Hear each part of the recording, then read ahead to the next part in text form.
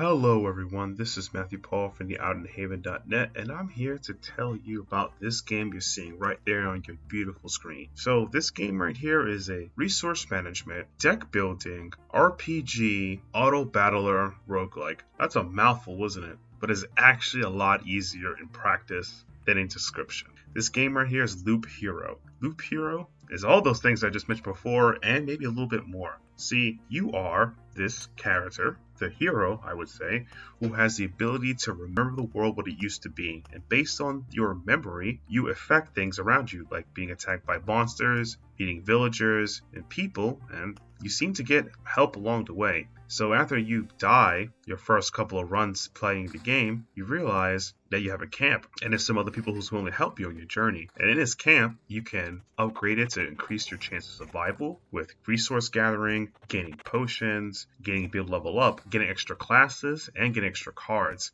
Now, all these things will help you beat the loop, and by beat the loop, I'll get into that later, and progress along your journey of fixing the world. So, why do these resources matter? I don't know how to describe it. I mean, you need it to make stuff, and stuff makes the game. And hey, Matt, you just mentioned that there's leveling up. That's right, you level up and gain different abilities in your class based on your class you are. Wait, there's classes, Matthew? Yes, there are classes. 3 classes to be precise. There's the Necromancer. He summons the dead and skeletons fight for him, and, they do what they do. You got the Rogue, the dual-wielding attack class, and you got this basic class you started with, the Warrior.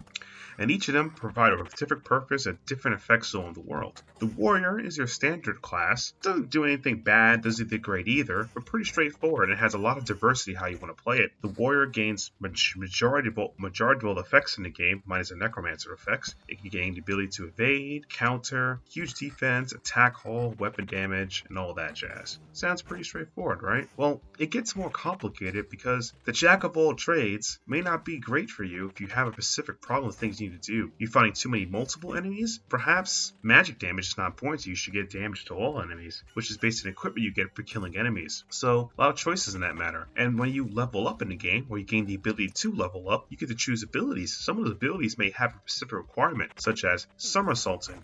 Hey, when you dodge, you can do extra damage to them. Or you gain ability when you do counter, you do double damage, things like that nature. So, you scratch your head, you might want to build towards a counter build or a dodge build. Or you gain an ability where it says, 10% chance to smack enemies with your shield. Well, what's the best way to increase your chances of getting that ability? How about having high attack speed? So you may lean towards that. So that's kind of cool about this game. All 3 classes have that. And all 3 classes have very different interactions with the world. See, if you pick the Necromancer, which is my favorite class, and you decided to build this thing called the Outpost is a bunch of humans that will help you battle other monsters in the game. See, but if the Outpost and the monsters, and you have to be on a square tile that fights them, the Outpost is not a friend of Necromancers. They hate you. So they would actually attack you and the monsters, making your life a lot harder. So perhaps in your deck before you go out to the loop, you might not want to put the, that card in there. See? Choices, guys. Think of your brain here. Cool stuff, actually. Such as the choices how you, just play your tiles anywhere. That's not a good idea. You should probably plan and space out where you want to put your tiles. Like, for example, you have a village right there. Sweet, beautiful village. Every time you pass that village, you gain some heals. Heals are great. Heal your HP, stay alive. Probably a bad idea to put a vampire manor on top of the village. It will not only destroy the village, you'll get ghouls. That means you'll be fighting an enemy when you enter to heal, which is bad. And vampires a little bit kind of be tough. So it's probably not a good idea to do that,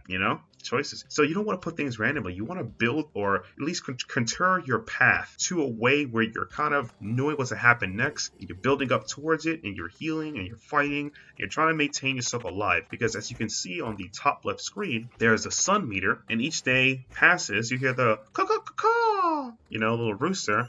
Your new day happens. You may gain an effect such as healing yourself. There's other level abilities that gain you effects when each day passes. So think of that big book. Think of that, guys. As well as the meter on the bottom lets you know how many things you built in the tiles, such as, groves, forests, sand, rocks, whatever, building towards the world, eventually reaches towards the end. When the world reaches its peak maximum meter, you fight the loop boss. And each of these bosses are pretty tough and very unique, so you better be ready hopefully you're ready enough to fight them based on a build you design for your character to do and how effective it is. And by the way, you'll notice, towards this, my personal little pet peeve. Well, it's not really a pet peeve, but it makes me, oh man, I'm towards the loop, about to fight the boss. All the enemies just spawn and it gets harder and harder, so you better get that final push and survive, So back to the tile building and the resource management. So when you build certain tiles together, such as, your little 9 rocks, 9 rocks in a mountain, you get tons of resources to build a mountain. Now summon harpies, and harpies will attack, and they appear once a couple of days. You also, if you build a bunch of tiles in a certain way around the treasury, you'll get the treasure from the treasury. So you got to know how to place your things and build around it and use your tiles effectively to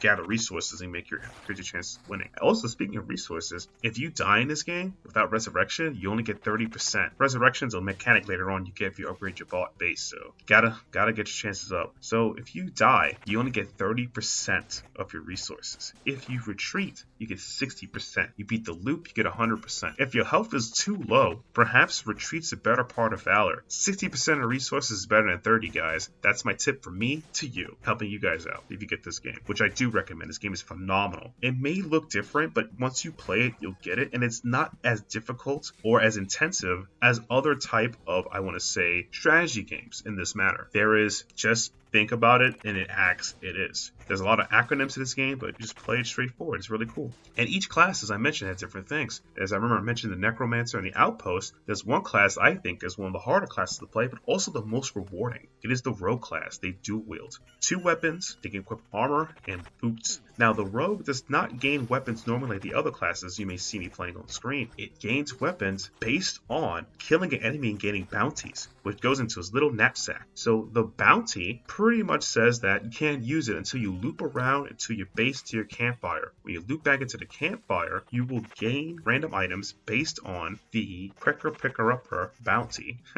And you get random items and you equip it. So basically, you have to commit to a strategy of what you're doing, because once you commit to it, you really can't have much way to changing your builds. So you got to think about what you're trying to do with your best equip and try to lean towards that. There's also some positive and negative effects from using certain type of tiles. The Outpost, as I mentioned earlier, is another positive negative effect of a tile. Now, it's called the Beacon. The Beacon increases your movement speed and attack speed for enemies, and you and the enemy. So if you're using a type of build that wants to attack fast and kill enemies, great. But there's some enemies that gain insane effects to attack faster, such as the bandits. Bandits, when they attack, they have a 5% chance of breaking your equipment that you have equipped, or equipment that's in your inventory. The faster they attack, there is a higher chance they could break your equipment, guys. So you might want to think about the type of tiles and things you place and whatnot. And this game is really, really good at that. The roguelike elements of the game are really good because it's random each time, but since if you keep playing and you gain resources and try to build your base and do multiple things, you actually progress and get better. At least better in the way you want to do it, rather than progressing to nothing or progressing,